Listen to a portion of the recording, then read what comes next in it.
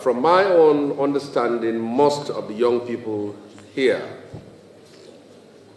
are from this country. Most people here, I believe, are in the average of their mid-20s to early 30s. Well, it is a fact of history that almost 60% of Nigeria's population were born after 1999. We now have a population of 230 million people. So most of your experience as far as this country is concerned started from what happened 20 to 25 years ago. Well, it is also statistically proven that an average 25-year-old person in this country has never experienced a 12-month of peace since he was born. The beginning of this century started with Sharia violence in the northern part of Nigeria, then ethno-religious violence, the Bakassi boys in southeastern part of Nigeria, and violence attributed to the OPC in the southwestern part of Nigeria, militancy, Niger Delta militancy in the south-south part of Nigeria, and then we moved from that to the era of Yobe Taliban, and then to Boko Haram. And from there, Boko Haram kept bombing cities, including Abuja. Then Boko Haram gave birth to ISIS and SARU and other affiliate terror groups. And then now we have banditry. So if you look at this history, it seems that we have been transiting from one form of violence and crisis and bloodshed to another in the last 25 years.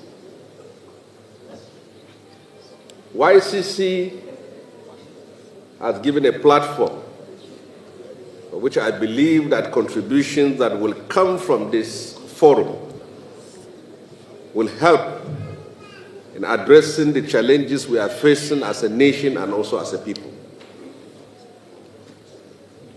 There are many causes of conflicts and violence in West Africa.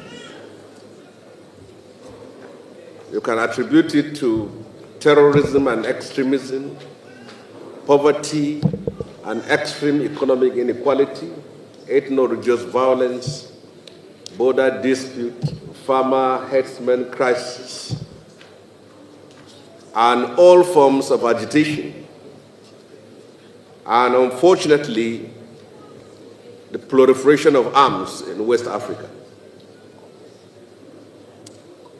It is a fact that this was not what Nigeria used to be in the 90s and in the 80s and backwards towards the 60s. Nigeria is 65 years old.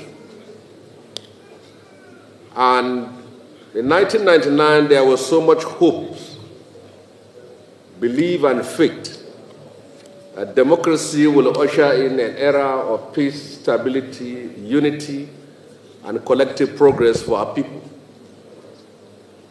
Yeah, there have been achievements in a number of areas. But what remains a problem to us is how can we silence the gun so that we can have peace and stability in our country? Young people of today, you have your positives and you have your negatives. The positive aspect of your generation is that you are full of energy and creativity. In our days, we listen to foreign music,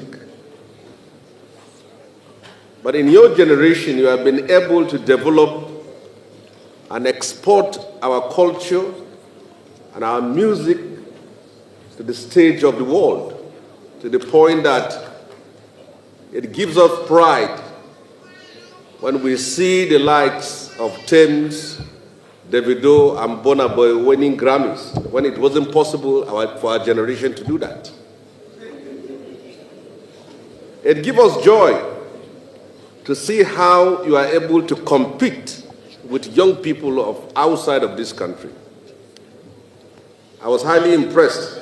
If you see the training facilities of teams from Morocco, from Algeria, from Tunisia, the training facilities for their sportsmen and women, you will wonder how the Falcons were able to beat them. This shows that with more for Nigerians, we can achieve more. The negative aspect of your own generation is that what you need to know, the leaders of Nigeria's First Republic became leaders in their 20s and 30s. The leaders of Nigeria's Second Republic became leaders in their 20s and 30s.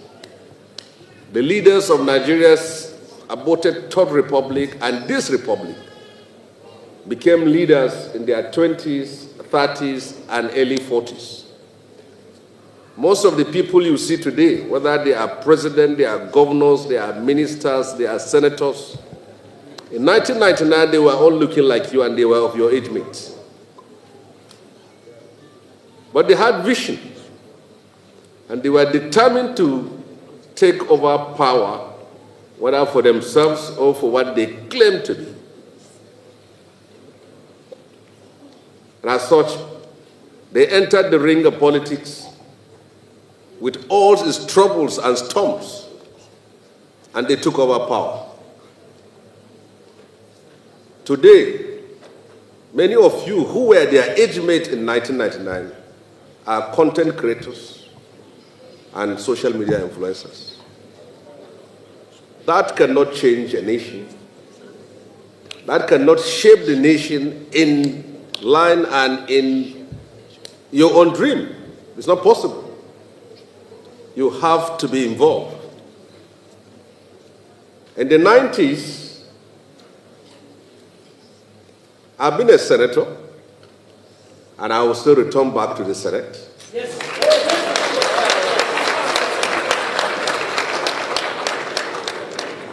As of 1999, we couldn't contest the Senate because our age is not up to the age of people who can contest elections. But we are determined. We contested and lost, and remained resilient until we took over the seat. So, for those of you who want the nation of your dream, you have to get involved. There's no way you can change this country if you don't participate in politics.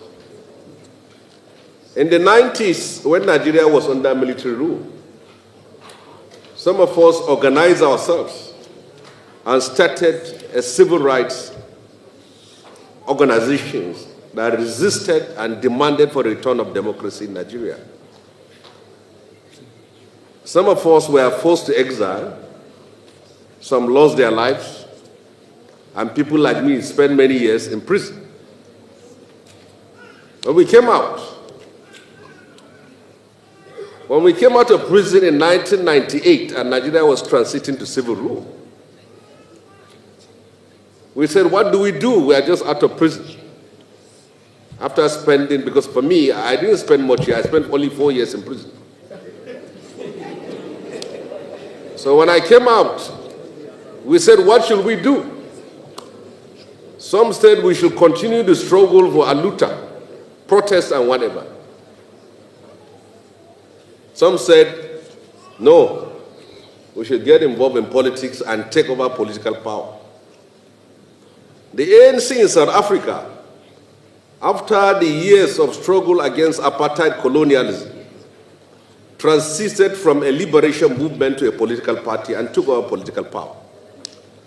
In our case, many of us made that tragic mistake of refusing to participate in politics in 1999.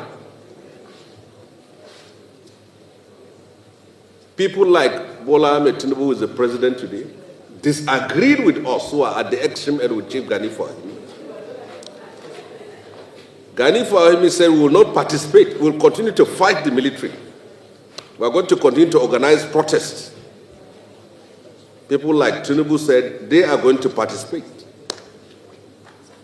It took us 4 years for us to realize that we are on the wrong path. The politicians who never went to prison, who never paid sacrifices, who never suffered for democracy, took the opportunity of that transition, and today they are in power. Many of us later struggled to became impossible. Falana tried to be governor of Ikiti State. It couldn't work. Chief Gani Fahimi tried to contest the presidency. It couldn't work. Olisa Obakoba tried to contest the presidency. It couldn't work.